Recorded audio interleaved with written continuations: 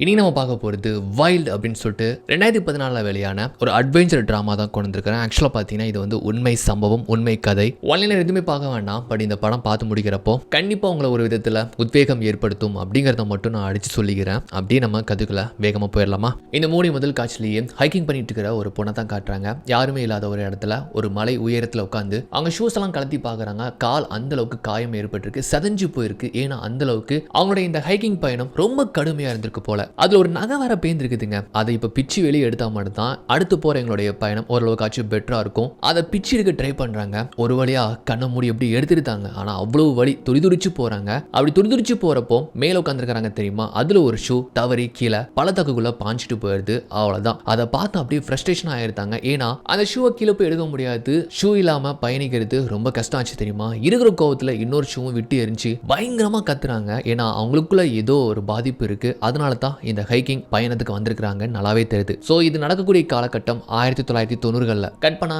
எப்படி இந்த பயணத்தை தொடங்குறாங்கன்னு சொல்லிட்டு காட்டுறாங்க. ஸோ ஃபர்ஸ்ட் வந்து பார்த்தீங்கன்னா இவங்களுடைய திங்ஸ் எல்லாத்தையுமே பேக் பண்ணி இவங்க எங்க ட்ரையல் பண்ண போறாங்களோ அந்த ஏரியா பக்கத்தில் ஒரு ரூம் எடுத்து தங்கறதுக்காக வந்து தங்கி ரொம்ப நாளைக்கு அப்புறம் தன்னுடைய முன்னாள் கணவருக்கு வந்து கால் பண்றாங்க. அவர் வந்து பார்த்தீங்கன்னா இப்போ இன்னொரு பொண்ணோட இருந்துட்டு இருக்கிறாரு போல. இந்த மாதிரி நான் பல நாட்களுக்கு அப்புறமா கொஞ்சம் மீண்டு வந்து எப்படி ஹைக்கிங் பண்ண போறேன் அப்படின்னு வந்து சொல்லிட்டு மன்னிப்பு கேட்குறாங்க. அதுக்கு காரணம் இவங்க அவங்க கணவருக்கு துரோகம் பண்ணதுனால தான் இவங்க ரெண்டு பேருமே பிரிஞ்சாங்க. துரோகம் மட்டும் கிடையாது, இவங்க ட்ரக்ஸ் அடிக்ட், பல ஆண்களோட தொடர்பு வச்சிருந்திருக்காங்க. இதுக்கெல்லாம் காரணம் என்ன தெரியுமா? இவங்க அம்மா வந்து திடீர்னு ஒரு நோயால இறந்து போயிட்டாங்க. அம்மாவோட இழப்பு திடீர்னு அவங்களால தாங்கிக்க முடியாதனால பல குற்றங்களை ஈடுபட்டு அதுல சுகம் கண்டு மீள முடியாம இருந்து இவங்க தன்னுடைய கணவருக்கும் துரோகம் பண்ணி அவரையும் விவாகரத்து பண்ணிட்டு இந்த போதை அப்புறம் ஆண்களோட தொடர்பு இதுல இருந்து மீள முடியாத இவங்க ஒரு கடத்துல ஒரு முடிவெடுத்து தன்னை மாத்திக்கணும், தன்னை திருத்திக்கணும் அப்படிங்கிற நோக்கத்துல ஒரு முடிவெடுத்து அடுத்த 3 மாசத்துக்கு 4000 மைல்ஸ் நடந்து ஒரு சாதனை படைக்கணும், நம்மளை நாமளே மாத்திக்கணும் அப்படின்ட்டு தான் ஒரு எண்ணத்துல வந்துக்கிறாங்க போல. இதை பத்தி முன்னாள் கணவர்கிட்ட கால் பண்ணி சொல்றப்போ அவர் வந்துட்டு ஓகேப்பா நல்லபடியா போயிட்டு வான்னு சொல்றாரு. என்னதான் தன்னுடைய மனைவி தனக்கு துரோகம் இறைச்சிருந்தாலும் அவர் வந்து கொஞ்சம் ஒரு சாந்தமான ஆளு. ஸோ வந்து பாத்தீங்கன்னா சரி நல்லபடியா போயிட்டு வா, ஹாப்பி ஜானி, என்ன உதவினாலும் கேளு அப்படின்னு சொல்றாரு. மறுநாள் இவங்க ட்ரெக்கிங் தேவையான கியர் எல்லாத்தையுமே பேக் பண்ணி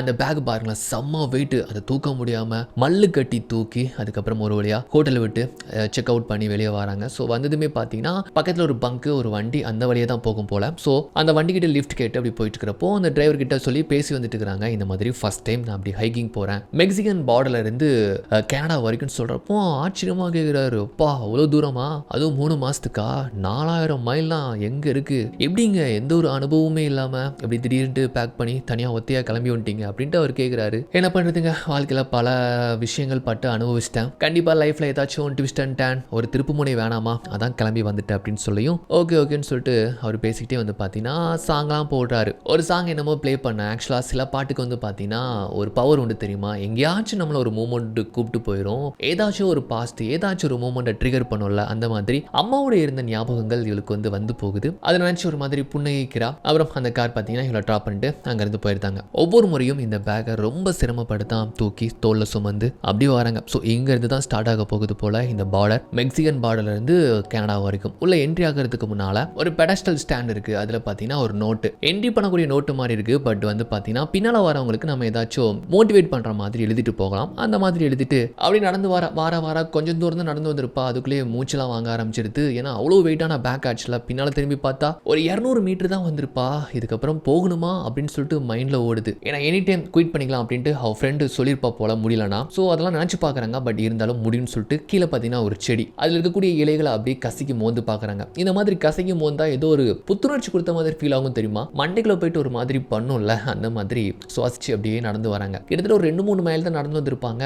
இதுக்கப்புறம் முடியல. அங்கனே பேக்கை வச்சுட்டு டென்ட் போடலான்னு சொல்லிட்டு டென்ட் போட்டு பார்க்குறாங்க. டென்ட் போடவே தெரியல. ஸோ யூசர் மேனுவல்லாம் பார்த்து தான் டென்ட் வந்து போடுறாங்க. அப்புறம் அப்படி ரிலாக்ஸ் ஆகிட்டு சரி ஏதாச்சும் சமைக்கலான்ட்டு இந்த கேம்பிங்கான கேஸ் சிலிண்டர்லாம் இருக்கும் தெரியுமா, அதை கொண்டு வந்திருப்பாங்க. அதை சமைக்கலான்ட்டு பார்த்தா கேஸ் ஃபில் பண்ணாம தான் தெரியாம கொண்டு வந்திருக்கிறாங்க. போச்சு போ அப்படின்னு சொல்லிட்டு சமகடுப்பாயிடுது. அப்புறம் ப்ராவா இருக்கக்கூடிய இந்த ஸ்நாக்ஸ்லாம் எடுத்து சாப்பிட்டுக்கிட்டு ரிலாக்ஸாக வந்து புக்லாம் ரீட் பண்ணுறா. அப்படி ரீட் பண்ணும்போது தான் அவளுக்கு காலேஜ் ஞாபகங்கள் வந்து போகுது. ஆக்சுவலாக வந்து பார்த்தீங்கன்னா இவங்க அம்மா ப்ரொஃபஸராக வேலை பார்க்குற அதே காலேஜில் தான் இவ வந்து ஸ்டூடெண்ட்டாக இருந்திருப்பா போல. சொல்லப்போனால் அம்மாவும் பொண்ணுன்னு சொல்ல முடியாது, அந்த அளவுக்கு ஃப்ரெண்ட்லியாக பழகிப்பாங்க. வீட்டில் வந்து கூட ஜாலியாக பேசுறது இந்த மாதிரி நிறைய ஃபன் பண்ணியிருப்பாங்க. அதனால தான் அம்மானால இவளுக்கு வந்து உயிர்னு வச்சுக்கோங்களேன். அப்பா இருக்கிறாரு, அம்மா வந்து விவாகரத்து பண்ணிட்டாங்க. ஏன்னு கேட்டிங்கன்னா அவர் வந்து ரொம்ப குடிப்பார் போல, அடிக்கடி சண்டை. இது மாதிரியும் சைல்ட்ஹுட் ட்ராமாவிலையும் நம்ம ஹீரோன் ரொம்ப பாதிக்கப்பட்டிருக்கிறாங்க. ஸோ இவளுக்கு ஒரே ஒரு தம்பி. அம்மா வந்து அப்பாவை விவாகரத்து பண்ணதுக்கு அப்புறமா அம்மா வந்து பார்த்தீங்கன்னா பசங்களோட ஒரு நிம்மதியான வாழ்க்கையை சந்தோஷமாக வாழ்கிறாங்க. ஆனால் அதுக்கப்புறம் என்னாச்சுன்னே தெரியல. ரொம்ப தனிமையில் இருக்கிறப்போ ஸோ இந்த மாதிரி நினச்சி பார்க்குறப்போ எவ்வளோ கஷ்டம் வருத்தம்லாம் இருக்க தான் செய்யும்ல. அதெல்லாம் நினச்சி திங்க் பண்ணுறாங்க. சொல்லப்போனால் இதெல்லாம் மறந்து இதுலேருந்து மீண்டு வரணும் அப்படிங்கிறது தான் எண்ணம். ஆனால் ஏதாச்சும் ஒரு விதத்தில் நம்ம அம்மாவை ஞாபகப்படுத்திட்டே இருக்கு அப்படின்ட்டு யோசிக்கிறா. அப்புறம் இரவு தூங்கிட்டு இருக்கிறப்போ என்னமோ டென்ட்டை சுற்றி ஏதோ காட்டு விலங்குகள் உலாவுற மாதிரியான சத்தம். ரொம்ப பயந்து போகிறா. பட் பெருசாலாம் கிடையாது. இந்த எலி இந்த முயல் இதுதான் சுற்றிட்டு இருக்கும் போல. அப்படி விடிஞ்சு போகுது. ஸோ இந்த கேஸ் சிலிண்டர் வந்து சொதப்பிறதுனால பார்த்தீங்கன்னா சமைக்க முடியாதுல்ல. அதனால ஓட்ஸ் எல்லாம் வந்து ஊற வச்சு அப்படிதான் சாப்பிட்டாங்க. அப்படி தொடர்ந்து அவங்களுடைய பயணம். ஸோ எங்கெல்லாம் டென்ட் போடுறாங்களோ வெறும் ராவான ஃபுட்டு தான், ராவான ஸ்நாக்ஸ் இதை தான் சாப்பிட்டுட்டு இருக்கிறாங்க. எத்தனை நாளைக்கு தான் இந்த மாதிரி ஓட்ஸை ஊற வச்சு சாப்பிட்றது? ஒரு கட்டத்தில் போர் அடிச்சிடும் தெரியுமா? எனர்ஜியுமே கிடைக்காது. அதனால கல்லை வச்சுலாம் வந்து நெருப்பு ஊற வைக்கலாமான்னு ட்ரை பண்ணுறாங்க. எதுவுமே வேலைக்கு ஆகலை. வயிறு ஒரே பசி, எங்கேயாச்சும் சமைச்ச ஃபுட்டு கிடைக்காதா அப்படின்னு சொல்லிட்டு அப்படி நடந்து வரப்போ தான் பார்த்தீங்கன்னா ஒரு ரோடு ஒன்று கிராஸ் பண்ணி போகுது. இந்த வழியை ஏதாச்சும் ஒரு வண்டி வந்துச்சுன்னா ஏறி போயிட்டு சிட்டியில் போய் கேஸ்லாம் ஃபில் பண்ணிட்டு வந்துடலாமான்னு பார்க்குறா. ஏன்னா சிலிண்டர் இல்லாமல் சமைக்காமல் முடியவே முடியாதாச்சுல. அப்படி ரொம்ப நேரம் வெயிட் பண்ணி பார்க்குறா. ரொம்ப நேரம்னா இருட்டுற அளவுக்கு ஆயிடுது. பார்த்த நல்ல வேலையாக தூரத்தில் ஒரு காரு, பக்கத்துல ஒரு டிராக்டர்.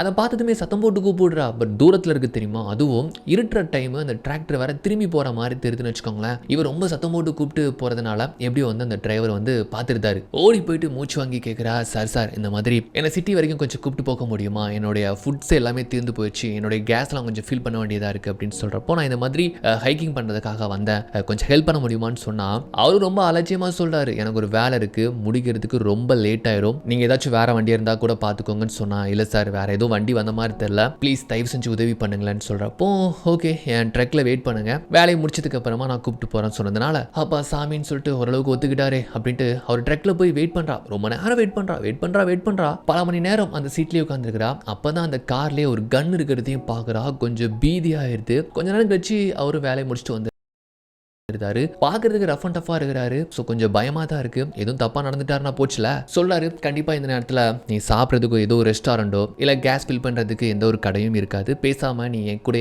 என் வீட்டுக்கே வரையான்னு சொல்லிட்டு கேட்குறப்போ எது உங்க வீட்டுக்கான்னு சொல்லிட்டு கொஞ்சம் தயக்கம் இருக்கு. ஏன்னா கூப்பிட்டு போய் எதுவும் பண்ணிடக்கூடாது இல்லை. பட் இருந்தாலுமே இப்போதைக்கு வாரன்னு சொல்றா. அப்புறம் சரக்கு பாட்டெலாம் எடுத்து கொடுத்து ஸோ ஒரு நாள் ஃபுல்லாக இப்படி தான் வேலை பார்த்துட்டு இதில் உட்காந்து தான் குடிச்சிட்டு அப்படியே போவேன் அப்படின்ட்டு குடிக்கிறியான்னு சொல்லிட்டு சரக்கு கொடுக்குறாரு. வேணான்னு சொன்னா ஏதாச்சும் சொல்லுவாருன்ட்டு வாங்கி குடிச்சுக்கிறா. அவரும் வாங்கி குடிச்சுக்கிறாரு. என்னையா பண்ண போறேன், எனக்கு ரொம்ப பயமா இருக்கியா அப்படின்னு சொல்லிட்டு பக்குன்னு ஆகுது. அப்புறம் லைட்டா வந்து ஒரு பிட்டை போட்டா. நானும் என்னுடைய கணவரும் சேர்ந்து தான் ஹைக்கிங் பண்ணதுக்காக வந்தோம். எனக்கு முன்னாலே அவர் சிட்டிக்கு போயிருப்பாரு, எனக்காக வெயிட் பண்ணுவாரு அப்படின்னு சொல்லிட்டு ஒரு பிட்டை போடுறா. ஏன்னா அப்பவாச்சும் நம்ம கிட்ட தப்பா நடந்துக்க மாட்டார்ல அப்படிங்கிற ஒரு எண்ணத்துல வந்து சொல்றா. ஸோ வந்து அவரும் சரிமா போலாம் அப்படின்ட்டு நல்ல விதமாவே பேசி அங்க இருந்து டிரைவ் பண்ணி வராரு. சிட்டிக்கெல்லாம் போகல, நேரா பார்த்தீங்கன்னா அவருடைய வீட்டுக்கே கூப்பிட்டு வந்துருத்தாரு. தனிமையா இருக்கக்கூடிய ஒரு வீடு. இவளுக்கு நெஞ்செல்லாம் பக்குன்னு இருக்கு. உள்ள வந்து பார்த்தா ஆக்சுவலா வந்து பார்த்தீங்கன்னா அவருக்குன்னு சொல்லிட்டு ஒரு மனைவி இருக்கிறாங்க. ரொம்ப நல்லவர் போல. நம்ம தான் தப்பா நினைச்சிட்டோம்னு சொல்லிட்டு உள்ள வராங்க. ரொம்ப அன்பா உபசரிச்சு உள்ள கூப்பிட்டு வச்சு அது போக ஒரு பொண்ணு ஸ்தானத்துல பார்த்து அவளுக்கு விதவிதமா சாப்பாடுலாம் போட்டு சாப்பிட சொல்றாங்க. ஒரு வாரம் ஆச்சு இவ சமைச்சு சாப்பாடுலாம் சாப்பிட்டாச்சு தெரியுமா. டேபிள் மேனர்ஸ்லாம் பார்க்கறது கிடையாது. அப்படியே இருக்கிறதெல்லாம் அள்ளி போட்டு சாப்பிடுறா. உன்னை பார்த்து மெல்லா சாப்பிடுமா, எல்லாம் உனக்கு தான் அப்படின்னு சொல்றாங்க. நல்லா கவனிச்சுக்கிறாங்க.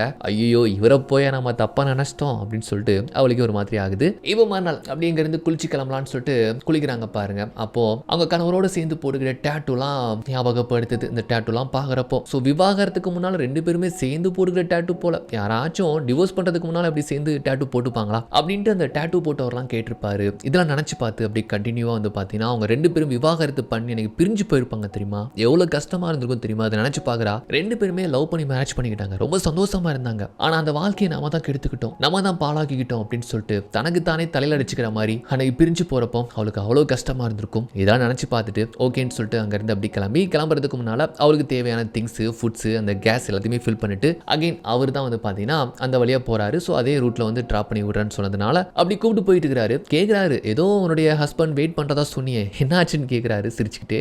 உடனே சொல்கிறா, இல்லையா இந்த மாதிரி நீங்கள் பார்க்குறதுக்கு கொஞ்சம் ரஃப் அண்ட் டஃபாக இருந்தீங்களா, எதுவும் தப்பாக நடந்துடக்கூடாதுன்னு தான் அப்படி சொன்னேன் அப்படின்ட்டு சொல்கிறப்போ எனக்கு தெரியுமா, அதனால தான் நேரடியாக என் வீட்டுக்கே அவனை கூப்பிட்டு போனேன். அந்த இடத்துல எந்த பொண்ணாக இருந்தாலும் அப்படி தான் நினச்சி சொல்லுவாங்க. அதெல்லாம் எந்த ஒரு பிரச்சனையும் கிடையாதுன்னு சொல்லிட்டு ஆமாம் எதனால இந்த மாதிரி ஒரு ஹைக்கிங் எதுக்கு இந்த மாதிரி ஒரு முடிவுன்னு கேட்குறப்போ சொல்றா இந்த மாதிரி வாழ்க்கையில பலவிதமாக ஆடிட்டேன் வாழ்க்கை என்ன போட்டு ஆட்டுன்னு ஆடிட்டு இதுல இருந்து கொஞ்சம் எப்படியாச்சும் ரிலாக்ஸ் ஆகணும் மீண்டு வரணும் அப்படிங்கிறதுக்கான தான் இது ஒரு பயணம் சொல்றப்போ அவரும் விட்டுட்டு ஹாப்பி ஜேர்னிமா பார்த்து போயிட்டு வான்னு சொல்லிட்டு அங்கிருந்து கிளம்பி போயிருந்தாரு. இப்போ அப்படியே ரொம்ப தூரம் நடந்து வந்து ஒரு டென்ட் போட்டு அவங்களுக்கு பிடிச்ச உணவுலாம் சாப்பிட்டுட்டு ரொம்ப ஜாலியா இருக்கிறாங்க. ஏன்னா கேம்பிங் பண்ணி நம்மளே சமைச்சு சாப்பிட்றப்போ இருக்கக்கூடிய சந்தோஷம் இருக்கு அது ஒரு தனி இனிமை தான். அப்புறம் 10வது நாள் வச்சுக்கோங்களேன் நடந்து வந்துட்டே இருக்கிறாங்க ரொம்ப தூரம் ரொம்ப களைப்பு. திடீர்னு பார்த்தா அவங்க பாதையில ஒரு பாம்பு வந்து அப்படியே சீறிக்கிட்டு நிக்குது. அதை பார்த்ததும் குப்புன்னு வேத்து போயிடுது.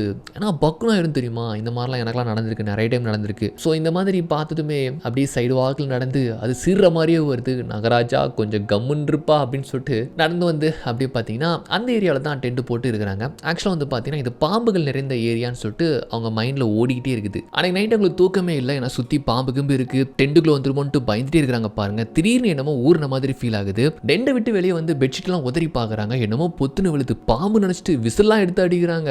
ஸோ அப்படி அடிச்சதுனால எதனாலும் ஓடிடும் போல பார்த்தா அது சாதாரணமாக ஒரு சின்ன புழுங்க. அதை பார்த்து தான் பயந்து போயிருக்கிறாங்க. இருந்தாலுமே பாம்பு நினைச்சு அன்னைக்கு ஃபுல்லாக அவங்களுக்கு தூக்கமே இல்லை. மறுநாள் அப்படி நடந்து வந்துட்டே இருக்கிறாங்க. கிட்டத்தட்ட 80 மைல்ஸ் கடந்துட்டாங்க போல. அப்பதான் அந்த ஆத்துல பார்த்தா இவங்கள மாதிரி ஹைக்கிங் பண்றவரு குளிச்சுட்டு இருக்கிறாரு. அப்பா நம்மள மாதிரி ஒருத்தனை பார்த்தாச்சுப்பா அப்படின்னு சொல்லிட்டு அப்படி ரிலாக்ஸா அவர்கிட்ட போய் உட்காந்து பேசிட்டு இருக்காங்க. அவர் ரொம்ப ஃபாஸ்டா நடக்கக்கூடியவர் போல. சொல்ல போனா நம்ம ஹீரோனுக்கு பின்னால தான் வந்தாராம். இவங்க அந்த என்ட்ரி நோட்ல எழுதிட்டு போனாங்க தெரியுமா அதெல்லாம் பார்த்துட்டு தான் வந்தேன்னு சொல்றாங்க. ஆக்சுவலா வந்து இவர் பேர் வந்து ஜெயின். இவர் போக பார்த்தா சீக்கிரமாவே 4000 மைல்ஸ்லாம் கடந்துருவாரு போல. நம்ம ஆள் சொல்றாங்க என்னாலலாம் அப்படி முடியாதுப்பா நமக்குலாம் 2-3 மாசத்துக்கு மேலேயே ஆயிரும் அப்படின்ட்டு வந்து சொல்றப்போ நல்லா குயிக்காவே நடங்க நீங்க ஃபர்ஸ்ட் டைம் அப்படிங்கிறதுனால தான் இப்படி இருக்கும் போக பழகிரும் அப்படின்னு சொல்லிட்டு மேலே பார்த்தீங்கன்னா கெனடி மீடோஸ்னு சொல்லிட்டு ஒரு இடம் அங்கே தான் ஹைக்கிங் பண்ணுறவங்க எல்லாரும் பெரும்பாலும் வந்து தங்கி கொஞ்சம் ரிலாக்ஸாக இருந்து சரக்குலாம் போட்டு ஜாலியாக இருப்பாங்க. அங்கே நம்ம மீட் பண்ணலாம் நீங்கள் வந்து வரப்போ ஷார்ட் கட் எடுத்து வாங்க குறிப்பாக அந்த மலைகள்லாம் கடந்து வராதிங்கன்னு சொல்கிறாங்க. சரி ஓகே அப்படின்னு வந்துட்டு சொல்கிறாப்ல. ஆனால் நம்மால் வேணும்னே அந்த மலையெல்லாம் ரொம்ப கஷ்டப்பட்டு கடந்து வரா. ஸோ அப்படி கடந்து வரப்போ அவளுக்கு ஒரு ஃப்ளாஷ்பேக். ஆக்சுவலாக வந்து பார்த்தீங்கன்னா அவள் ஃப்ரெண்டோட ஒரு ரெஸ்டாரண்ட்டில் இருக்கிறப்போ சொல்கிறா இந்த மாதிரி நான் கன்சீவாக இருக்கிறேன் அப்படின்னு சொல்கிறப்போ கன்சீவாக இருக்கிறியா நல்லது தானே உன் புருஷங்கிற சொன்னியான்னு கேட்டா இல்லை அது யார் குழந்தைனே தெரில அப்படின்ட்டு சொல்வாளாம். அவ ஃப்ரெண்டுக்கு ஷாக் ஆயிருது. என்னடி சொல்றேன்னு கேட்டா சமீப காலமா பல பேரோட நான் வந்து தொடர்புல இருக்கேன் அப்படின்னு சொல்றப்போ அவ ஃப்ரெண்டுக்கு இவளை பார்க்க அருவருப்பா இருக்கு. ஏன் இப்படி ஆயிட்ட ஏன் இப்படி மாறி போயிட்ட உனக்கு என்னதான் ஆச்சு அப்படின்னு வந்து சொல்லி எனக்கு என்ன பண்ணதுனே தெரியல என்ன பண்ணலாம் இதை கலைக்க போற அப்படின்னு சொல்லி அந்த குழந்தைய வந்து ஃப்ரெண்டோட கூப்பிட்டு போய் கலைச்சிருப்பாங்க. அதெல்லாம் நினைச்சு பார்த்து எப்படி மோசமா இருந்தோம் எவ்வளவு கேவலமா இருந்தோம் இதெல்லாம் நினைச்சு பார்த்து அப்படியே ஒவ்வொரு ஸ்டெப்பா வச்சு செத்தாலும் பரவாயில்ல அப்படின்னு சொல்லிட்டு தாண்டி அப்படியே ஒரு வழியா அந்த கெனடி மீடோஸ் அப்படிங்கிற அந்த இடத்துக்கு வந்து சேர்த்தாங்க. அந்த ஜெயின் அவருடைய ஃப்ரெண்ட்ஸோட இருக்கிறப்போ கேட்குறாரு எப்படி நீங்க வந்தீங்க அந்த மலையை கடந்தா வந்தீங்க எப்படி வந்தீங்க அப்படின்னு சொல்லிட்டு ஆச்சரியமா கேட்குறாரு. வந்துட்டேன்னு சொல்றப்போ ஸோ அந்த அளவுக்கு பாராட்டி அவங்கள வந்து வரவேற்கிறாங்கன்னு வச்சுக்கோங்களேன். ஏன்னா அது ரொம்ப கஷ்டமாச்சுல. அதுக்கப்புறம் அவளுக்காக ரிலாக்ஸா வந்து கூல் ட்ரிங்க்ஸ்லாம் கொடுத்து அப்படி கொஞ்சம் கலகலப்பா அந்த ஸ்ட்ரேஞ்சர் கூட உட்காந்து பேசிட்டு இருக்கிறா. இந்த மாதிரியான ஏரியாக்கெல்ல கொரியர் ஆஃபீஸ் உண்டு. ஏன்னா ட்ரெக்கிங் பண்றவங்க முன்கூட்டி அவங்களுக்கு தேவையான திங்ஸை இங்க அனுப்பி வச்சிருப்பாங்க. ஏன்னா அவளத்தையும் கேரி பண்ணி கொண்டு வர முடியாது தெரியுமா. அந்த மாதிரி தான் நம்ம ஹீரோன் அவளுக்கு தேவையான ஃபுட்டு அண்ட் இந்த கிளாத்லாம் அனுப்பி வச்சிருக்கிறா போல. சில புக்ஸ்லாம் அனுப்பி வச்சிருக்கிறா. அந்த பார்சல் வந்து சேருது அதை எடுத்து பார்த்துட்டு இருக்கிறா. இது போக 2 நாள் இங்கே ஸ்டே பண்ணி இருந்து இந்த ட்ரெக்கிங் பற்றி இன்னுமே தெரிஞ்சுக்கிறாங்க. அதுலேயும் குறிப்பாக ஒரு தாத்தா இவளுக்கு சாப்பாடுலாம் கொடுத்து நல்லா கவனிச்சுக்கிறாரு. ஏன்னா வந்ததுல இவன் மட்டும் தான் பொண்ணாச்சுல. அது போக இவ பேக்கில் பார்த்தோம்னா ஏகப்பட்ட திங்ஸ் இருக்கு. சும்மா யூஸ் பண்ணாததெல்லாம் கூட இருக்குதுன்னு வச்சுக்கோங்களேன். அதெல்லாம் கழிக்கணும் இதெல்லாம் இன்னும் பாரத்தை ஏற்படுத்தும் அப்படின்னு சொல்லிட்டு ஒரு நலம் விரும்பியா அவளுக்காக எல்லாமே பண்ணி கொடுக்குறாப்ல. இது போக ஜெயின் பார்த்தீங்கன்னா இங்கிருந்து கிளம்ப போறாரு. ஸோ இங்கிருந்து கிளம்புறதுக்கு முன்னால நம்ம ஹீரோன் கிட்ட ஒரு அட்வைஸ் சொல்றாரு. இங்கிருந்து ஒரு 40-50 மைல் தூரத்துக்கு அப்புறமா பார்த்தோம்னா பனிமலையா தான் இருக்குமா. ஸோ அதை கடந்து போறது ரொம்ப கஷ்டம் ரொம்ப சிரமம். ஏன்னா கால் புதைந்து போகலாம் ரொம்ப சறுக்கலா இருக்கும் கிராஸ் பண்ணி போறதே ரொம்ப சிரமமா இருக்கும். கொஞ்சம் யோசிச்சு நீங்க பாருங்க. கண்டிப்பா அதுக்கு முன்னாலே ஒரு ரோடு உண்டு. அதுல இருந்து நீங்க பஸ்ஸை பிடிச்சிங்கன்னா அந்த சில தூரத்தை மட்டும் நீங்க கடந்து போயிடலாம் அப்படின்னு சொல்றப்போ இவ சொல்றா இந்த பிசிடிக்கு வந்த ரீசனே வந்து ஆக்சுவலா பிசிடி அப்படிங்கிறது வந்து பெசிபிக் கிரெஸ்ட் ட்ரைல். ஸோ இந்த பாதையில நான் வந்த காரணமே நம்ம நடந்து போறதுக்காக தான் பஸ்ல போறதுக்கு கிடையாது அப்படின்ட்டு இவங்க வந்து எதனாலுமே என்னால் செஞ்சு முடிக்க முடியும்னு சொல்றாப்லையா. அவனே அவங்க சொல்றாங்க பாருங்க நீங்க ஃபர்ஸ்ட் டைம் வந்திருக்கீங்க நான் கூட பஸ்ஸை தான் முடிச்சு போவோம்னு நினைக்கிறேன். ஏன்னா அது ரொம்ப சிரமமா இருக்கும் யோசிச்சு பார்த்துக்கோங்க அப்படின்னு சொல்ல எவ்வளவு கஷ்டமா இருந்தாலும் பரவாயில்ல நான் அந்த வழியா தான் கடந்து வருவேன்ட்டு இவங்க அப்படி சொல்கிறாங்க. சரி உங்கள் இஷ்டம் அப்படின்னு சொல்லிட்டு அவர் போயிருந்தாரு. இப்போ நைட்டு தூங்குறப்போ ஒரு ஃப்ளாஷ்பேக். ஆக்சுவலாக ஃபர்ஸ்ட் டைம் அம்மாவுக்கு என்ன சொன்னாங்க அப்படின்ட்டு நினச்சி பார்க்குறேன். ஃபர்ஸ்ட் திடீர்னு அம்மாவுக்கு ஏதோ உடம்பு சரியில்லைன்னு சொல்லிட்டு ஹாஸ்பிட்டல் போனப்போ அவங்க டாக்டர் வந்து கூப்பிட்டு வச்சு ரொம்ப சோகமாக சொல்லியிருப்பாரு.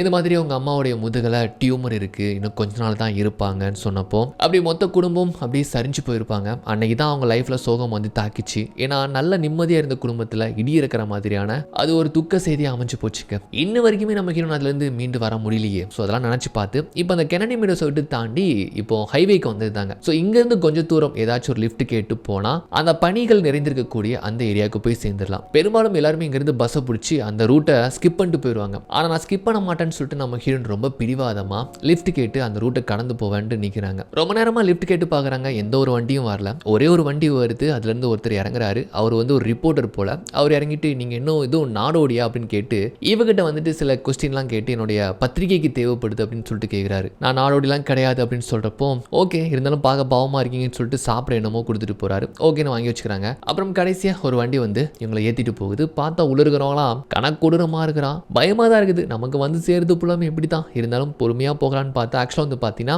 ஒரு லேடி தான் ட்ரைவ் பண்ணி போயிட்டு இருக்கிறாங்க. அவங்க கிட்ட அப்படி பேச்சு கொடுத்து போகும்போது தான் தெரியுது வெளி தோற்றம் தான் பார்க்கறதுக்கு கொஞ்சம் பயங்கரமாக இருந்தாலும் உள்ள பார்த்தீங்கன்னா அவங்க ரொம்ப நல்லவங்க போல, நல்லா ஜாலியாக பேசிட்டு வராங்க. அது போக ஃப்ரெண்ட் சீட்டில் இருக்கிற 2 பேருமே வந்து ஒரு கப்பல் போல. அவங்களுக்கு ரொம்ப வருஷத்துக்கு முன்னால் ஒரு சின்ன பையன் இருந்தானா, இறந்து போயிட்டானா. அதெல்லாம் கேட்குறப்போ ஸோ எந்த அளவுக்கு இவ பாதிக்கப்பட்டிருக்கிறாளோ அதே அளவுக்கு தான் அந்த கப்பலும் பாதிக்கப்பட்டிருக்கிறாங்கன்ட்டு நல்லாவே தெரியுது. அவங்களும் ஓகே பார்க்கலான்னு சொல்லிட்டு அங்கேருந்து ட்ராப் பண்ணி விட்டு போயிருந்தாங்க. ஸோ அப்படியே வராங்க. பார்த்தா இதுதான் பணியால் சொல்லப்பட்ட அந்த இடம் போல. ஸோ இதை கடந்து போகிறது தான் ரொம்ப கஷ்டம். இருந்தாலும் ஒரு ஸ்டிக்கு பேண்ட்லாம் போட்டுக்கிட்டு வராங்க ரொம்ப தூரம் கடந்து வராங்க. ஸோ ஒரு இடத்துல வழி தவறி போயிருந்தாங்க. அவங்க எப்படி போகிறதுனே தெரியல. இது எந்த இடம் எங்கே இருக்கிறோன்னு கூட தெற்கும் தெரியாமல் திசையும் தெரியாமல் கேம்பஸ்லாம் எடுத்து பார்த்துட்டு இருக்கிறா. அப்போ ஒரு 2 பேர் ஃபாஸ்ட்டாக ஸ்கேட்டிங் பண்ணி போயிட்டு இருக்கிறாங்களா. உடனே வந்து சத்தம் போட்டு கூப்பிடுறா, கொஞ்சம் நில்லுங்களேன், இது எந்த இடம் எங்கே இருக்கிறோன்னு சொல்லிட்டு கேட்குறப்போ நீங்கள் கிட்டத்தட்ட கலிஃபோர்னியாவுக்கு வந்துட்டீங்க அப்படின்னு சொல்கிறாங்களா. அப்பா கலிஃபோர்னியா வந்துட்டோமா அப்படின்னு சொல்லிட்டு பெருமூச்சு ஆகுது. சரி நீங்கள் போங்க நான் பார்த்துக்கிறேன்ட்டு நம்ம ஹீரோனுக்கு அவங்களுக்கே ஒரு பெருமை தான். மாறுதட்டி சொல்கிற மாதிரி இவ்வளோ தூரம் வந்துட்டோமாப்பா அப்படின்னு பக்கத்துலேயே ஒரு கேம்பை போட்டு அப்படி குக் பண்ணி சாப்பிட்டுட்டு இருக்கிறாங்க. திடீர்னு பார்த்தா இவங்களுக்கு முன்னால் ஒரு நரி வந்து நிற்குது. அது பார்க்கறதுக்கு ரொம்ப பாவமாக இருக்குது. அதை பார்த்து ஃபர்ஸ்ட் இவங்க பயந்து போகிறாங்க. அப்புறம் பார்த்து தனக்குண்டு கம்பெனி கிடையாது, அதை தான் கூட வச்சுக்கலாமான்னு சொல்லிட்டு அது அங்கேருந்து போகுது போருங்க. ஹே எங்கே போகிற, திரும்பி வான்னு கத்திக்கிட்டு இருக்கிறா. அந்த அளவுக்கு ஒரு விலங்கு கிட்டியாச்சும் நம்ம எதையாச்சும் சொல்லி புலம்பிட்டு இருக்கலாமா அப்படின்னு சொல்கிற அளவுக்கு அவள் மனநிலை இருக்குன்னு வச்சுக்கோங்களேன். இப்போ டே கட் பண்ணி ஃப்ளாஷ்பேக் தான். அம்மா இப்போ படுத்த படுக்கை ஆகிட்டாங்க. நல்லா துருந்துட்டு ஓடி ஆடி வேலை பார்த்தவங்க இப்போ முடியாமல் பெட்டில் தான் இருக்கிறாங்க போல. இன்னும் 1 மாதமோ 2 மாதத்துக்குள்ளேயோ அவ்வளோதான் முடிஞ்சு போச்சு. இருந்தாலுமே அம்மாவோட தான் இவன் வந்து கூடவே இருக்கிறா, உறுதுணையாகவும் ஆறுதலாகவும். அவங்க முன்னால் இவன் வந்து கஷ்டத்தையும் துக்கத்தையும் வந்து வெளிப்படுத்தாமல் இருந்தாலும் யார்கிட்ட சொல்லி அழுறது யார்கிட்ட சொல்லி மாறுறதுன்னு சொல்லிட்டு ஒன்றுமே புரியல. தன்னுடைய கணவர்கிட்ட கூட இதை வந்து அவளால் சொல்லிக்க முடியல. இதனால வீட்டுக்கே போகாமல் பித்து பிடிச்ச மாதிரி பைத்தியகாரத்தனமாக சுற்றிக்கிட்டு இருக்கிறா. வீட்டுக்கு வந்தால் கூட தம்பி பார்த்தீங்கன்னா அம்மாவை கூட பார்க்காம அவன் துக்கத்தில் ஒரு பக்கம் குடிச்சிக்கிட்டு வெளியே சுற்றிக்கிட்டு எங்கடா போன, அம்மா அப்படி இருக்கிறாங்க ஹாஸ்பிட்டலில், உனக்கு கவலையே இல்லையான்னு சொல்கிறப்போ என்ன பண்ணுறதுன்னு சொல்லிட்டு அக்காவும் தங்கச்சி மாற்றி உட்கார்ந்து அழுதுகிட்டு ஒன்னா தான் பெட்டில் பக்கத்தில் தூங்கிப்பாங்க போல. அப்போ கூட அவங்க கவலையை மறக்கிறதுக்காக மாற்றி ஆறுதலாக ஏதாச்சும் ஒரு கதைகள் சொல்லிக்கிட்டு பழசை பற்றி எடுத்து பேசிக்கிட்டு அவங்க கஷ்டத்தை மறைக்க பார்க்குறாங்க. பட் முடியல. நிமிஷத்துக்கு நிமிஷம் அம்மா நம்மளை விட்டு போக போகிறாங்கன்னு சொல்லி தான் நம்ம ஹீரோன் மனசில் ஓடுது. அப்பப்போ கடவுள்கிட்ட ப்ரே பண்ணிக்கிட்டே இருக்கிறா. எங்கள் அம்மாவுக்கு எதுவும் ஆகக்கூடாது, எங்கள் அம்மா எங்ககிட்ட இருந்து பிரிச்சிடாதீங்க கடவுளே தயவு செஞ்சுன்னு சொல்லிட்டு நடுச்சாமத்தில் கூட அக்காவும் தங்கச்சி இந்த மாதிரி ப்ரே பண்ணிட்டு இருக்கிறாங்க. ஸோ அவங்க சின்ன வயசில் அம்மா எப்படி பார்த்துக்கிட்டாங்க, எவ்வளோ சந்தோஷமாக இருந்தாங்க, இதெல்லாம் நினச்சி பார்த்துட்டு மறுநாளே வந்து பார்த்தீங்கன்னா அக்காவும் தங்கச்சியும் அம்மாவை பார்க்கறதுக்காக ஹாஸ்பிட்டலுக்கு வந்து போனால் அவ்வளோதான் அவங்க அம்மா இறந்து போயிட்டு தான் அந்த தகவல் சொன்னதும் கதறி உடஞ்சி அழுதுகிட்டு இருக்கிறா. ஸோ இப்போ தான் நம்ம ஃபர்ஸ்ட் சீனில் பார்த்தோம் தெரியுமா, அந்த சீனுக்கு வந்து கனெக்ட் ஆகுது. ஷூவை விட்டு எரிஞ்சு கதறி அழுதுருப்பாங்க தெரியுமா. ஸோ அவங்க அம்மா இறந்த அந்த துக்கத்தை நினச்சி தான் அப்படியே ஃபீல் பண்ணி அழுதுருப்பாங்க. அம்மா இறந்தப்போ கூடவே இருந்தது கணவர் தான். அவர் கூட ஆறுதலுக்காக இருந்திருப்பாரு. ஆனால் இருந்தாலும் அதிலிருந்து மீள முடியாத இவங்க தாறுமாற ட்ரக்ஸ் எடுத்துக்கிட்டாங்க. ட்ரக்ஸ் எடுக்கிறது மட்டும் இல்லாமல் தவறான பழக்கம். எங்கேயாச்சும் பாரில் குடிக்க போனால் யார் கூப்பிட்டாலும் அவங்க கூட ஒன்றா போயிடுது. ரெஸ்டாரண்ட்ல தான் வேலை பார்த்துட்டு இருப்பாங்க. எவன் சும்மா கூப்பிட்டாலும் அவங்க கூட போய் தப்பா இருக்கிறது. இந்த மாதிரி கூப்பிட்ட உடனே யார் கூடனாலும் போறது, எங்க வேணாலும் போய் போதையை போட்டு எங்கேயாச்சும் படுத்துக்கிறது, கணவருக்கு தெரியாம இப்படி துரோகங்கள் பண்றதுன்ட்டு நிறையவே பண்ணிருப்பா. இதெல்லாம் நினைச்சு பார்த்து தான் ஒவ்வொரு ஸ்டெப்பா எடுத்து வச்சு ஃபைனலா பாத்தீங்கன்னா ஒரு டவுனுக்கு வந்து ரீச் ஆகுறாங்க. இது வந்து 4:49. ஒரு கொரியர் ஆஃபீஸ் தான் வரா. இவ பூட்ஸ் வந்து போனதுனால ஃப்ரெண்ட் கிட்ட வந்து ஃபோன் பண்ணி சொல்லியிருப்பா. ஸோ அவங்களும் வந்து பூட்ஸ் அனுப்பி வச்சு இவ்வளோ மோட்டிவேட் பண்ற மாதிரி லெட்டர்லாம் எழுதி வச்சிருக்காங்க. ஸோ நினைச்சு எனக்கு ரொம்ப பெருமையா இருக்கு. இவ்வளவு தூரம் வந்திருக்கிறியா, கிவ் அப் பண்ணாத, இன்னும் முன்னேறி உன்னால முடியும் அப்படின்னு சொல்லிட்டு ரொம்ப நம்பிக்கையா எழுதி அனுப்பியிருக்கிறாங்க. அப்போ அங்க இருக்கக்கூடிய கடைக்காரர் சொல்றாரு, நீங்க நீங்க மேல தானே போறீங்க, இங்க இருந்து கீழ இருந்து போகும்போதே நிறைய தண்ணி பிடிச்சு போங்க அப்படின்னு சொல்றப்போ மேல ஒரு டேங்க் ஒண்ணுன்னு சொன்னாங்களே, மேல தண்ணி உண்டுல அப்படின்னு கேட்டா உண்டு, பட் இருந்தாலுமே 20 மைலுக்கு அப்புறமா தான் அந்த டேங்க் இருக்கு, நீங்க சேஃப்டிக்காக நிறைய தண்ணி பிடிச்சு கொண்டு போறது நல்லதுன்னு சொல்றப்போ இவ எதுக்கு அதையும் ஒரு சுமையா தூக்கிக்கிட்டு போகணும் அப்படின்ட்டு கொஞ்சம் அலட்சியமா இருக்கிற மாதிரி தெரியுது. அப்பமா அந்த கடைக்கு ட்ரெக்கிங் பண்ணக்கூடிய ஒரு லேடி வராங்க. ரொம்ப ஆச்சரியமா பாக்குறா. ஏன்னா இங்க ஹைக்கிங் பண்றவங்க எல்லாருமே பசங்க தான், ஜென்ஸ் தானே. ஸோ ஒரு பொண்ணு வரதை பார்த்ததும் அவங்களும் ஆச்சரியமா பாக்குறாங்க. நீங்க ஹைக்கிங்கா பண்ண வந்தீங்க அப்படின்னு சொல்லிட்டு ரெண்டு பேருக்குமே ஒரு கம்பெனி கிடைச்ச மாதிரி பக்கத்துல டென்ட்டை போட்டு அப்படியே உட்காந்து பேசிட்டு இருக்காங்க. ஸோ நீங்க எதுக்காக வந்தீங்கன்னு சொல்லிட்டு அவங்க கதைகள்லாம் உட்காந்து பேசிட்டு இருக்காங்க. ஸோ அந்த பொண்ணு சொல்றாங்க, என் லைஃப்ல ஏதாச்சும் ஒன்று புதுசா பண்ணணும் அப்படிங்கிறதுக்காக தான் வந்தேன் அப்படிலாம் உட்காந்து பேசிட்டு இருக்காங்க. அது போக ஜெயின் சொல்லிட்டு ஒருத்தர் வந்தாரு தெரியுமா, அவர் வந்து எப்பவோ கிவ் அப் பண்ணிட்டு போயிட்டாராம். என்னங்க சொல்றீங்கன்னு கேட்டு, ஆமா அவரால் முடியலன்ட்டு போயிட்டாரு, பட் ரொம்ப ஃபாஸ்டா நடந்தாரு, எக்ஸ்பீரியன்ஸ்லாம் அதிகமா இருக்குன்னு சொன்னாரு, அவரே முடியலன்னு சொல்லிட்டு போயிட்டாரு. ஆனா நான் இவ்வளவு தூரம் வந்திருக்கிறேனே அதை நினைச்சு அப்பா ஏதோ ஒன்று சாதிச்சிட்டோம் அப்படின்னு சொல்லிட்டு இவ பேசிட்டு இருக்கிறா பாருங்க. இப்போ அப்படியே கட் பண்ணி ஃபிளாஷ்பேக்ல தான் நம்ம ஹீரோ வந்து பாத்தீங்கன்னா அந்த ட்ரக்ஸ் இந்த தவறான விஷயங்கள் பண்றது நினைச்சு கில்டாவே ஃபீல் பண்றது கிடையாது. கவுன்சிலிங் கூட போறா, அங்க கூட ரொம்ப திமிரா தெனாவட்டா ரொம்பவே நம்பிக்கை இல்லாம பேசிட்டு அங்கிருந்து வரா. ஸோ இவ ரொம்ப பாதிக்கப்பட்டதுனால அப்பப்போ தன்னுடைய அம்மா தன் கண்ணு முன்னால வந்து நிக்கிற மாதிரியான இல்லூஷன்ஸ், ஏதாச்சும் வித்தியாசமான கற்பனைகள் இதெல்லாம் போட்டு அவளை தாக்குது. சின்ன வயசுல நடந்த ட்ராமா, அப்பா அம்மா போடுகிற சண்டை, இதெல்லாம் பல விதமா தாக்குது. அதுக்கு காரணமே அந்த போதைப் பொருட்கள் தான். ஸோ அவங்க பயணத்தை அகைன் தொடர்ந்து அப்படி மேலே வராங்க தெரியுமா. மறுபடியும் ஒரு என்ட்ரி நோட் இருக்கு, அதுல என்னத்தையும் எழுதி வச்சுட்டு ரொம்ப தூரம் கடந்து வராங்க. ஸோ மேல ஒரு டேங்க் இருக்கிறதா சொன்னாங்க தெரியுமா, அந்த டேங்கையும் பார்த்துட்டுதா அப்பா ஒரு வழியா 20 மைல்ஸ் கடந்து இந்த டேங்கையும் ரீச் பண்ணியாச்சு அப்படின்னு சொல்லிட்டு இருக்கிற தண்ணியெல்லாம் குடிச்சிட்டு மிச்சம் போக அப்படியே மேலைகள்லாம் ஊத்திட்டு அந்த டேங்கை வந்து திறந்து பார்த்தா வெறும் காத்து தான், தண்ணியே வரல. அவ்வளவுதான், பைத்திய மாதிரி ஆயிருது. அப்பவே அந்த கடைக்காரன் சொன்னா கீழே இருந்து தண்ணி கொண்டு போங்கன்னு சொல்லிட்டு. இப்ப தண்ணி இல்லாம என்ன பண்ண போறா, சுட்டி இருக்கிற வெயில், சுத்தி முத்தி நாதியே கிடையாது, ஒரு மலை காடு, என்னடா பண்றது அப்படின்ட்டு ரொம்ப தவிச்சு போயிட்டு தாகம் தணிக்க முடியாம பக்கத்துல ஒரு டென்ட் போட்டுக்கிறாங்க. டென்ட் போட்டு அப்படி படுத்துருக்காங்க பாருங்க. அந்த டென்ட்ல அடிக்கிற வெயில வந்து கொஞ்சம் நீர் சுரக்கும் தெரியுமா, அந்த சொட்டு நீரையாச்சும் தன்னுடைய நாக்கில் பட வச்சு தாகத்தை தணிக்கலாமான்னு சொல்லிட்டு அதை போட்டு நாக்க போட்டு நக்கிட்டு இருக்கிறாங்க. போச்சு போ, என்னடா பண்ண போறோம் அப்படின்னு சொல்லிட்டு இங்க இருந்து கிளம்புறது தான் ஒரு வழின்ட்டு அங்க இருந்து அப்படியே போறா. எடுத்து பேக் எடுத்து வச்சுட்டு மெல்ல மெல்ல மெல்ல மெல்ல ஒவ்வொரு ஸ்டெப்பா இன்ச்சா எடுத்து வச்சு ஓரளவுக்கு நிழல்கள் இருக்கக்கூடிய இடத்த ரீச் பண்ணி அப்படி காடுகள் நிறைந்த இடம் போல அப்படியே வந்துட்டே இருக்கிறாங்க.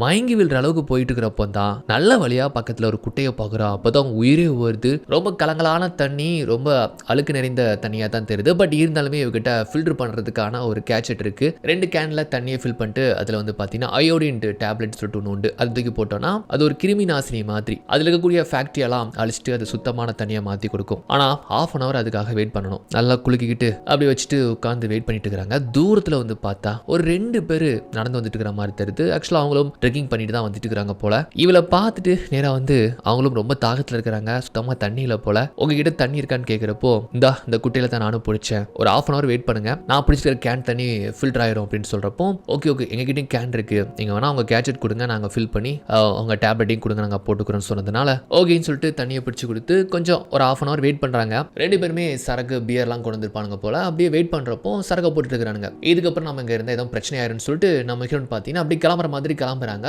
அதுல தொப்பி போட்டுக்கிறவன் நல்லவனா தெரியுது. இன்னொருத்தர் இருக்கிறான் பாருங்க, அவன் சொல்றான் நம்ம 2 பேரு இந்த ஒரு பொண்ணு ½ அன் அவர் வெயிட் பண்ணணும், ஏதாச்சும் மஜாவா பண்ணலாமா அப்படின்னு வந்து தப்பா பேசுறான். ஹே சும்மாறா அப்படின்னு சொல்லிட்டு அந்த தொப்பி போட்டுக்கிறவன் சரி வா நம்ம கிளம்பலான்னு சொல்லிட்டு கிளம்ப இவளும் இந்த பக்கமா கிளம்புற மாதிரி கிளம்புறா. ஆனா ஒரு செடி பக்கமா ஒளிஞ்சுக்கிறா. அங்க இருந்து அவங்க 2 பேரும் போயிட்டாங்களான்னு பாக்குறா. ஏன்னா 2 பேருமே போதையை போட்டுக்கிறானுங்க, எதுவும் தப்பா நடந்துக்கிட்டா அது வேற போச்சுன்னு சொல்லிட்டு கொஞ்சம் பயப்பட நினைச்சுக்கோங்களேன். அப்படியே மறைவா இருந்து பார்த்துட்டு இருக்கிறா. அவனுங்க ரொம்ப தூரம் கடந்து போயிருத்தாங்களா, அப்பா சாமி போயிட்டாங்களா அப்படின்ட்டு அவ அந்த குட்டை பக்கமாவே இருந்து நல்லா தண்ணி குடிச்சிட்டு நல்லா ஃப்ரெஷ் ஆகிட்டு அண்டு பார்த்தீங்கன்னா இன்னும் தண்ணிலாம் எடுத்து வச்சுட்டு இருக்கிறப்போ திடீர்னு பார்த்தா ஒருத்தன் தப்பா பேசுறான் தெரியுமா. அந்த 2 பேர்ல அவன் வந்து நிற்கிறான். பக்குன்னு பயந்து போயிட்டு சேஃப்டிக்காக ஸ்டிக்ஸ்லாம் வந்து எடுத்து வச்சுக்கிறான்னு வச்சுக்கோங்களேன். அவன் வந்து சொல்றான் அந்த மாதிரி தூரத்துல இருந்து நான் உன்னை பார்த்தேன் ட்ரெஸ் மாத்துறப்போ அப்படின்னு சொல்லிட்டு அவளை பத்தி தப்பா கமெண்ட்ஸ் பண்றான். அவளை வந்து பாடி ரீதியாக வந்து சொல்றான், அவள் பெருசா எடுத்துக்கல, தயவு செஞ்சு இங்க இருந்து போங்க அப்படின்னு சொல்றப்போ என்னமோ ட்ரை பண்ற மாதிரி தெரியுது. அங்க இருந்து இந்த தொப்பி போட்டவன் சத்தம் போட்டு கூப்பிடுறான், டேய் பரதேசி எங்கடா போன, அங்க என்ன புடுங்கிட்டு இருக்கிறங்க வா அப்படின்னு சொல்லிட்டு சத்தம் போட்டு அவனை கூப்பிட்டதும் ஏதாச்சும் ஏதாச்சும் பண்ணலான்னு வந்தேன், சரி டைம் கிடைக்கல அப்படின்னு சொல்லிட்டு அங்கேருந்து ஒரு மாதிரி சொல்லிட்டு போறானா.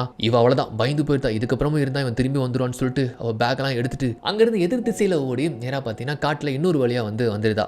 சாமின்னு சொல்லிட்டு பெருமூச்சாகுது. ரொம்ப தூரம் கடந்து வேக வேகமாக வந்து பார்த்தீங்கன்னா அதுக்கப்புறம் ஒரு இடத்துல புல்வெளி கால்நடைகள்லாம் நடமாடுறத வச்சு பார்க்குறப்போ கண்டிப்பாக இங்கே பக்கத்தில் கிராமமோ என்னமோ இருக்குன்னு சொல்லிட்டு வந்து பார்த்தா எஸ் பக்கத்துலேயே ஒரு சின்னதாக ஒரு சிட்டி போல் அப்படியே உள்ள வராங்க. வந்துட்டு பார்த்தீங்கன்னா அவங்களுக்கு தேவையான திங்ஸு கூல் ட்ரிங்க்ஸ்லாம் வாங்கி குடிச்சிட்டு வெளியே வந்து பார்த்தா ஏதோ வந்து கான்சர்ட்டுக்காக பேம்ப்ளெட்லாம் கொடுத்துட்டு இருக்கிறாங்க போல, மியூசிக் கான்சர்ட்னு சொல்லிட்டு. அப்படியே ஒருத்தர் ரோடை கிராஸ் பண்ணி இவகிட்ட வந்துட்டு பேசி இன்னைக்கு இரவு இப்படி ஒரு இசை கச்சேரி இருக்கு, உங்களை மாதிரி ட்ரெக்கிங் பண்றவங்களும் நிறைய பேர் வந்து கலந்துப்பாங்க, நீங்களும் வந்து கலந்துக்கலாம் அப்படின்னு சொல்றப்போ ஓகே கண்டிப்பா. ஸோ அந்த பையன் பார்க்கறதுக்கு நல்லா அழகா வரகிறான். ஓகே அப்படின்னு சொல்லிட்டு பார்த்தீங்கன்னா நல்ல ஒரு ரெஸ்டாரண்ட்ல போய் சாப்பிட்டு அன்னைக்கு இரவு அந்த கான்சர்ட்ல போய் கலந்துக்கிறாங்க. அங்கே போனதுமே சரகு தான். ஸோ வழக்கம் போல அப்படி இசை கச்சேரி கேட்குறப்போ அந்த பேம்ப்ளெட் கொடுத்த அந்த பையன் வாராப்பில் வந்து பழக்கம் நல்லா பேசுறாங்க. ரெண்டு பேருக்கு மேலே ஏதோ ஒரு ஸ்பார்க் ஏற்படுது. உடனே வந்து பார்த்தீங்கன்னா அந்த பையன் அப்படியே காரில் வந்து அவன் தங்கியிருக்கிற ஒரு ஏரியாவுக்கு வந்து கூப்பிட்டு போகிறான். அதுக்கப்புறம் இரவு ரெண்டு பேருமே ஒன்றா இருக்கிறாங்க. இந்த மாதிரிலாம் ஏதாச்சும் ஒன்று பண்ணுறப்போ அவள் கணவனை நினச்சி பார்க்குறா. அப்படி கடற்கரையில் அவருடைய பேரை எழுதிட்டு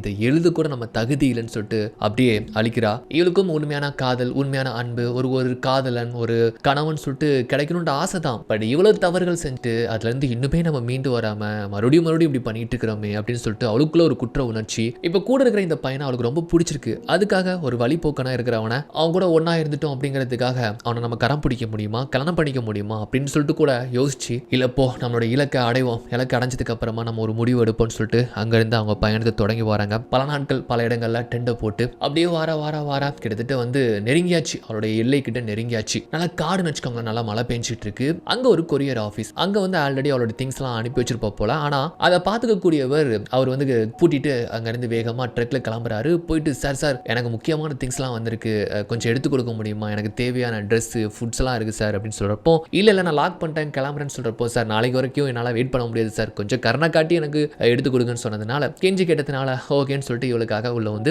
எடுத்து கொடுக்குறாரு. அதே சமயம் இவ்வளவு மாதிரி ட்ரெக்கிங் பண்ண பசங்களாம் இந்த கொரியர் ஆஃபீஸ் தான் வராங்க போல. ஸோ அவங்க வந்து கேட்டதும் கரெக்டா அவர் வந்து லாக் பண்ணிட்டு வெளியே கிளம்புறாரு. இப்பதான் இந்த பொண்ணுக்காக எடுத்து கொடுத்தேன், மறுபடியும் முடியாதுப்பா நாளைக்கு ஆயிடும் அப்படின்னு சொன்னா அவங்களுக்காகவும் ஏண்டு சொல்றா ஏங்க ஒரு 5 நிமிஷம் ஆகுமா, அவங்களுக்கு எவ்வளவு முக்கியமான திங்ஸ் எல்லாம் உள்ள இருக்குமோ ப்ளீஸ்ங்க அப்படின்னு சொல்லி கேட்டதுனால சரி ஓகே அப்படின்னு சொல்லிட்டு நம்ம ஹீரோனுக்காகவே அந்த பசங்களுடைய திங்ஸை வந்து எடுத்து கொடுக்குறாங்க. அப்புறம் வந்து இந்த மாதிரி நம்ம ஹீரோன் இந்த பசங்களுக்காக பேசுனதுனால அவளையும் அவங்க கம்பெனியில் ஒரு ஐக்கியமாக சேர்த்து மொத்தமாக டென்ட் போட்டு அந்த பசங்க ஆல்ரெடி இந்த கொரியர் ஆஃபீஸ்க்கு வீட்டில இருந்து சரக்கு அனுப்பி வச்சிருப்பானுங்க போல. ஏன்னா இதுதான் கடைசியாக இருக்கக்கூடிய ஒரு போஸ்ட் ஆஃபீஸ். இதுக்கப்புறம் அவ்வளோதான் கிட்டத்தட்ட அவங்க எல்லையை வந்து நெருங்க போறாங்க. ஸோ கடைசியாக வந்து அப்படியே உற்சாக பானம் அப்படின்ட்டு நம்ம ஹீரோனுக்கு மூத்தி கொடுத்து நல்லா ஜாலியாக பல கதைகள் அவங்க கடந்து வந்த பாதைகள்லாம் பற்றி பேசிட்டு இருக்கிறாங்க. நல்லா ஜாலியாக பேசிட்டு அப்படியே எல்லாருமே போய் டென்ட்ல தூங்குறாங்க தெரியுமா. அதே மாதிரி தூங்குறப்போ அதே மாதிரி ஒரு ஃப்ளாஷ்பேக். ஆக்சுவலாக வந்து பார்த்தீங்கன்னா எங்கள் வீட்டில் நாய்க்குட்டி மாதிரி ஒரு செல்ல பிராணியா இவங்க வந்து ஆசையாக ஒரு குதிரை ஒன்று வளர்த்துருப்பாங்க. எக்ஸாக்ட்லி இவங்க அம்மாவுக்கு உடம்பு சரியில்லாமல் போன டைம்ல தான் அந்த குதிரைக்கும் ஒரு தீர்க்க முடியாத வியாதி, அது குணப்படுத்தவே முடியாது, அது கொஞ்சம் கொஞ்சமாக வேதனைப்பட்டு செத்துக்கிட்டு இருக்கு. அப்படிங்கிறதுனால நம்ம ஹீரோனும் அவளுடைய தம்பியும் பார்த்தீங்கன்னா ஒரு கன் எடுத்து மனசை கல்லாக்கிக்கிட்டு அதை கொண்டிருப்பாங்க. அதை நினச்சி பார்க்குறா. திடீர்னு பார்த்தீங்கன்னா டென்ட் விட்டு வெளியே வந்து குடிச்ச சரக்கு ஒத்துக்கல போல வாந்தியா எடுத்து தள்ளுறாங்க. அப்படியே வயிற்றுல இருக்கிறது எல்லாமே வெளியே தள்ளனதுக்கு அப்புறமா பார்த்தா பக்கத்துல இன்னொரு குதிரை வந்து நிக்குது. பாருங்களேன், தங்களுடைய குதிரையை பத்தி நினைச்சு பார்த்து அப்படியே அதுக்கு வந்து தடவி கொடுக்குறா. இவன் மறுநாள் கட் பண்ணா அப்படியே விரிஞ்சு போனதுக்கு அப்புறமா தன்னுடைய தம்பிக்கு வந்து கால் பண்றான். ஆக்சுவலா வந்து பாத்தீங்கன்னா இவங்க இப்போ ஒரு முடிவு எடுத்துட்டாங்க. அவ்வளவுதான், இதுக்கப்புறம் வந்து பாத்தீங்கன்னா இந்த சரக்கு இந்த ட்ரக்ஸ் இது எதுவுமே முற்றிலுமா தொடவே கூடாது. ஆனா அது போக மனசுக்கு பிடிச்ச ஒருத்தர் வந்து கல்யாணம் முடிச்சு நிம்மதியா குழந்தை குட்டின்னு சொல்லிட்டு வாழணும் அப்படிங்கிற ஒரு எண்ணத்துல இதை பத்தி தன்னுடைய தம்பி கிட்ட வந்து கால் பண்ணி சொல்றா. ஸோ கிட்டத்தட்ட நான் எல்லையை வந்து ரீச் பண்ண போறேன். அந்த பக்கம் நான் வந்ததுக்கு அப்புறமா ஒரு புது மனுஷன் நான் வந்து சேருவேன்டா. அவ்வளவுதான், இதுக்கப்புறம் இது எல்லாத்தையுமே நான் விட போறேன். நான் பண்ண தப்பு எல்லாத்தையுமே வந்து மறந்து ஒரு புது அவதாரம் எடுக்க போறேன் அப்படின்னு சொல்லிட்டு ஓகே நான் வந்து உன்னை பாக்குறேன் சரியான்னு சொல்லிட்டு போன் பேசி வச்சுட்டு இந்த பசங்க அவங்களே சமைச்சு சாப்பிடுவாங்க போல. நம்ம ஹீரோன் இப்படி சும்மா இருக்கிறத பார்த்த உடனே அந்த கொரியர் ஆஃபீஸ் ஓனர் பார்த்தீங்கன்னா அவர் கொண்டு வந்து சாப்பாடுல கொண்டு வந்து இவளுக்காக அக்கறையா வந்து கொடுத்துட்டு போறாரு. அந்த பசங்க கலாய்க்கிறாங்க. பாத்தீங்களா மேம், உங்களுக்கு கேட்காமலே சாப்பாடெல்லாம் வருது, ஆனா பாருங்களேன் நாங்க கேட்டா பச்சை தண்ணி கூட கொடுக்க மாட்டாங்க அப்படின்னு சொல்லிட்டு ஃபன்னா அப்படியே ஜாலியா பேசிட்டு அதுக்கப்புறம் அந்த பசங்க போயிட்டு ஒருத்தங்க போல இவன் மட்டும் தனியா அப்படியே வாரா. நல்ல காடுகள் நிறைந்த இடம், நல்ல பச்சை பசேன்னு இருக்கு, நல்ல பறவைகள் கீச்சிடும் சத்தம். கிட்டத்தட்ட அவங்க எல்லையை வந்து ரீச் பண்ண போறாங்க. ஆரம்பத்துல ஒரு 100 மீட்டர் தாண்டி அவங்களால முடியாதுன்னு நினைச்சாங்க. ஆனா ரொம்ப ஆபத்தான பாதை, கரடு முரடான மலைகள், பாலைவனம், இது எல்லாம் கடந்து காடுகள்லாம் கடந்து இப்போ ஒரு வழியா அப்படி நிம்மதி பெருமூச்சோட அப்படி நடந்து வந்துட்டு இருக்காங்க பாருங்க. இப்போ திடீர்னு பார்த்தா அவங்க பாதைக்கு நடுவுல இந்த பொதி சுமக்கக்கூடிய ஆடு மாதிரி ஹைட்டா இருக்கும் தெரியுமா, அது ஒரு விலங்கு, அது பேர் கூட லாமான்னு சொல்லுவாங்க. அது மூட்டைகள் சுமந்து அதனுடைய உரிமையாளரை தவற விட்டு வழி தவறி வந்து நிக்கிற மாதிரி தெரியுது. நம்ம ஹீரோயின் தான் பிடிச்சி யார் ஒண்ணுங்க கூப்பிட்டு வந்தா என்ன தனியா நிக்கிற அப்படின்னு அதுக்கு பேச்சுவார்த்தை நடத்திட்டு பார்த்தா பின்னால பார்த்தீங்கன்னா ஒரு வயசான பாட்டியும் அவங்களுடைய குட்டியோண்டு ஒரு பையன், ஒரு பேரன் வேகமா வராங்க. அந்த பாட்டி சொல்றாங்க, நல்ல வளமா பிடிச்சமா, எங்களை விட்டுட்டு அப்படியே முன்னால போயிட்டு வழி தவறி போயிட்டு நினைச்சோம் அப்படின்னு சொல்லிட்டு ரொம்ப நன்றிமான்னு சொல்லிட்டு அப்புறம் சொல்றாங்க வாரம் இந்த மாதிரி தன்னுடைய பேரனை கூப்பிட்டு இப்படி காடுகள்ல வெளியே வரது உண்டு போல. அதாவது காலையில இருந்து ஒரு நாள் ஃபுல்லா அப்படி ஹைக்கிங் மாதிரி பண்ணிட்டு அவங்க அப்படி போவாங்களாம். இவ சொல்றா 4000 மைல்ஸ் வந்து கடந்து வந்துட்டு இருக்கிறேன்னு சொல்றா. ஸோ இந்த மாதிரி இந்த பாதையில நிறைய பேர் அப்படி போவாங்க. கிட்டத்தட்ட எல்லையை நெருங்க போறீங்களா அப்படின்னு சொல்லிட்டு நல்லா பேசிட்டு அப்புறம் அந்த பையன் கூட பேசுறான். நல்லா சூப்பரா பேசுறான் அந்த பையன். ஆக்சுவலா வந்து பாத்தீங்கன்னா அந்த குட்டி பையனுக்கு ஏதோ ஒரு வியாதி இருக்குங்க. அதை வந்து ஒன்றும் பண்ண முடியாது போல, காப்பாற்ற முடியாது. அது அந்த குட்டி பையனுக்கு தெரியாது போல. அது இவங்க பாட்டி சொன்ன ஏதோ ஒரு வார்த்தையில வந்து நம்ம ஹீரோன் கண்டுபிடிச்சிட்டாங்க. அதனால இந்த பையன்கிட்ட நல்லா சமத்தா வந்து பேச்சு கொடுக்க அவன் வந்து நல்லா சமத்தா பேசிட்டு ஆண்டி நான் இந்த மாதிரி ஒரு பாட்டு படிக்கவா அப்படின்ட்டு அந்த பையனே வந்து சொல்றான். படிப்பா அப்படின்னு சொல்றப்போ சூப்பரா ஒரு பாட்டு படிக்கிறான். ரொம்ப செம்மையா இருக்குது. ஆக்சுவலா அந்த பாட்டை படிச்சதும் இவளுக்கு அப்படியே அவங்க அம்மா ஞாபகம் வந்துடுது. அது அவங்க அம்மா ரசிச்சு கேட்கக்கூடிய ஒரு பாடல் போல. நல்லா பாட்டு படிக்கிறான். அப்படி மெய் மருந்து கேட்குறாங்க, நல்லா படிக்கிறப்பா அப்படின்னு சொல்லிட்டு சரி ஓகே பார்த்து போயிட்டு வாங்கன்னு சொல்லிட்டு அங்கிருந்து அவங்கள வழி அனுப்பி வச்சுட்டு இவளும் அப்படி வந்துட்டு இருக்கிறா பாருங்க. அந்த பையன் பாடின பாட்டு, அந்த பையன் இப்ப இருக்கிற நிலையை நினைச்சு பாக்குறப்போ அப்படியே அவங்க அம்மா ஞாபகம் வந்து அப்படியே உடஞ்சு அழுது போயிருந்தாங்க. ஸோ வந்து அவ்வளோ கஷ்டமா இருக்கு. ஸோ இது வரைக்கும் மனசுல உள்ள வேதனைகள் வலிகள் இது எல்லாத்தையுமே உட்காந்து இதோட முடிச்சுக்கணும்ப்பா அப்படின்ட்டு லாஸ்டா கண்ணீர் விட்டு கதறி அழுறாங்க. அப்படியே கடந்து ஒரு வழியா வந்து பாத்தீங்கன்னா ஒரு மெயின் ரோடு அதெல்லாம் கடந்து பல இடங்களை கேம்ப்லாம் போட்டு ஒரு இடத்துல தங்குறப்போ உடம்பெல்லாம் வெட்டு கிளிகள் இதெல்லாம் கடந்து காடுகள்ல விளைஞ்சிருக்கக்கூடிய சின்ன சின்ன பழங்கள் இதெல்லாம் சாப்பிட்டுக்கிட்டு இந்த இயற்கையை சூப்பரா ரசிச்சுக்கிட்டு ஒரு வழியா அவங்க அடைய போற அந்த இடத்த வந்து ரீச் பண்றாங்க. அந்த பாலம் பிரிட்ஜ் ஆஃப் த காட்ஸ் அப்படின்னு சொல்லிட்டு இருக்கு தெரியுமா, இதுதான் அவங்க எல்லைக்கோடு. அப்படியே பேக்ரவுண்ட் வாய்ஸ்ல சொல்றாங்க, நான் நினைச்சு கூட பார்க்க முடியல, என்னால இதை நம்பவே முடியல, இவ்வளவு தூரம் நான் ஒரு சாதனை படைச்சு வந்திருக்கிறேன், நான் ஒரு புது மனுஷியா இப்போ ஒரு அவதாரம் எடுக்க போறேன்னு சொல்லிட்டு அந்த எல்லையை நெருங்கி அப்படியே வந்து அந்த ஆறை பாக்குறாங்க, அதோட இயற்கையை ரசிச்சு பாக்குறாங்க. ஸோ இதை முடிக்க எங்களுக்கு கிட்டத்தட்ட 94 நாட்கள் ஆயிருக்குங்க. ஸோ இதுக்கப்புறம் என்னுடைய வாழ்க்கையில நான் நினைக்கிறது எதனாலும் சாதிக்க முடியும், எதனாலுமே என்னால் கட்டுப்படுத்த முடியும், எது வேணாலும் என்னால் செய்ய முடியும். ஸோ நம்ம வாழ்க்கையை தலைகளை புரட்டி போடுறதுக்கான ஒரு நேரம் வந்துருச்சு அப்படின்னு சொல்லிட்டு வானத்தை அப்படியே அண்ணாந்து பாக்குறாங்க. அப்படியே தான் இந்த படம் வந்து முடிச்சு போகுது. ஸோ கடைசியா உண்மையான செரில் யாருன்னு சொல்லிட்டு காட்டுறாங்க. இவங்க தான் அவங்க பயணத்தில் எடுத்துக்கிட்ட புகைப்படங்கள் காட்டி தான் கிரெடிட் சீன்ல கடைசி இந்த படத்தை வந்து முடிக்கிறாங்க. இந்த ட்ரெக்கிங் பயணத்துக்கு அப்புறமா செரிலுடைய வாழ்க்கை உண்மையாவே தலைகளை மாறிடுச்சு. 1999 பிரையன் அப்படின்னு சொல்லிட்டு ஒருத்தங்களை கல்யாணம் முடிச்சு ஸோ இவங்களுக்கு ஒரு பையன் ஒரு பொண்ணுன்னு சொல்லிட்டு இப்போ வரைக்குமே ஒரு சந்தோஷமா நிம்மதியான வாழ்க்கையை வாழ்றாங்க. அதுக்கப்புறம் ஏகப்பட்ட படிப்பு ஏகப்பட்ட டிகிரிஸ் எல்லாம் முடிச்சு நிறைய புத்தகங்கள் எழுதியிருக்கிறாங்க. அவங்க சுயசரிதையை எழுதி தான் இது வந்து படமா வந்துச்சு. இது போக podcast host and motivational speaker author அப்படின்னு சொல்லிட்டு பல துறைகளில் பல பட்டங்கள் கூட வென்றிருக்கிறாங்க. ஸோ இதுதான் இவங்களுடைய ஸ்டோரிங்க. ஒரு மாதிரி நேர்கோட்டில் போன மாதிரி தான் இருந்திருக்கும். பட் இருந்தாலுமே நம்ம லைஃப்லையும் இந்த மாதிரி ஏதாச்சும் ஒன்று நடந்துச்சுன்னா அதுல இருந்து தேங்காம ஏதாச்சும் ஒன்று பண்ணி வந்து வாழ்க்கையை மாற்றி அமைக்கணும் அப்படிங்கிறது தான் இந்த படத்துடைய கருத்து. என்னங்கிறத பற்றி நீங்கள் கீழே கமெண்ட் பண்ணிட்டு நெக்ஸ்ட் வீடியோ பார்க்கறதுக்கு முன்னால் நம்ம சேனலை மறக்காமல் சப்ஸ்கிரைப் பண்ணுங்கள்.